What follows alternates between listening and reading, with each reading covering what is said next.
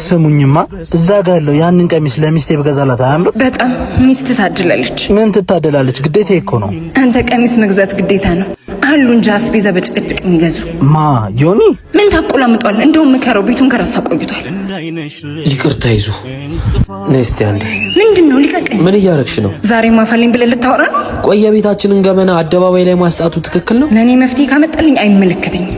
በሰው ፊት እያስገመትሽ ነው። እውነቱን ነው ያወራሁት። ኖሮኝ እኮ አይደለም ያጎደልኩብሽ። አይመለከተኝም። ስታገባኝ ምን እንዳልከኝ ረስተው ነው? እንደ ንግስት ነው ማኖርሽ፣ ምንም አይጎልብሽም። እንደ ንግስት መኖሩ ቀርቶብኝ እንደ ባሪያ እንኳን እንድኖር በፈቀድክልኝ። ሰው እኮ ነኝ፣ እወድቃለሁ፣ እነሳለሁ። ህይወት ደግሞ ሁሌ አንድ ሆና አትቀጥልም።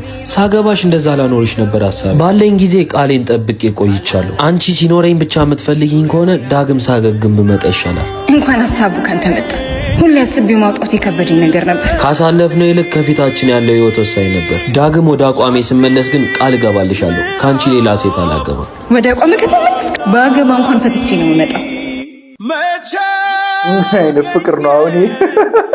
ሀብት ሲኖርህ እመጣለሁ። አሁን እንደዚህ አይነት ሴት ሲጀምር አለች ነው የምትሉኝ? እስቲ ኮሜንት ላይ ጻፉልኝ ፕሊዝ።